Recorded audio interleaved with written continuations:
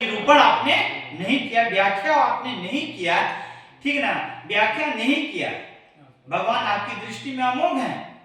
धर्म के नाम पर आपने उन्हें निंदित और हिंसा युक्त सकाम कर्म करने की आज्ञा दे दी।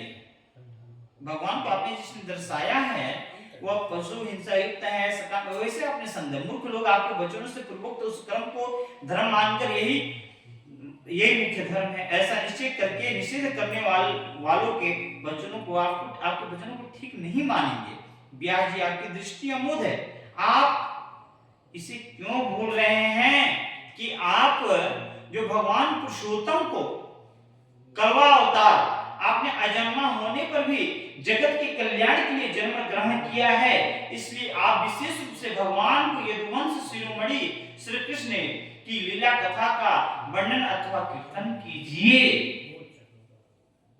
सत्य संकल्प व्यास पुरुषोत्तम भगवान श्री कृष्ण के प्रति समस्त कार्यों को समर्पित कर देना ही संसार के तीनों तापों का मात्र औषधि है। अपने आप को भगवान के प्रति, श्री कृष्ण के प्रति जो है कि समर्पित कर देना, जो है कि समर्पित कर देना ही जो है कि औषधि है। सभी कर्म भगवान को समर्पित होते हैं तभी उनका समर्पण होता है। उसके बाद आता है इस कथा में नारद जी का चरित्र, जो है कि वेद पाठी ब्राह्मण होते हैं और दासी का पुत्र थे।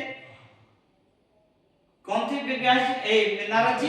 दासी का पुत्र थे, वेदवादी योगी थे।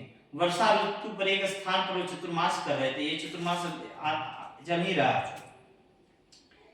मेरी माता जी ने उनके सामने नियुक्त कर दिया, मैं उनके बर्तनों के लगे जूठन को खाने से पाप रहित हो गया और उनकी सेवा करने से मेरा हृदय शुद्ध हो गया। उन महात्माओं की जाते समय मुझे वेतन ज्ञान का उद्देश्य हुआ और महात्मा गण जब चले हुए तो मैं छोटी अवस्था में और माँ के स्नेह के बंधन से बंधकर उस ब्राह्मण के बस्ती में रहा। एक दिन मेरी माँ गो दूहने के लिए कुछ रात्रि निकल पड़ी, रास्ते में सर्प के छू जाने से मृत्यु हो गई। भगवत स्मरण करके मैं वन चला गया और वहां जो है कि एक नीचे आसन पर बैठा रहा, भगवान के श्री चरणों का ध्यान करते नेत्र से आंसू छलछला रहे थे।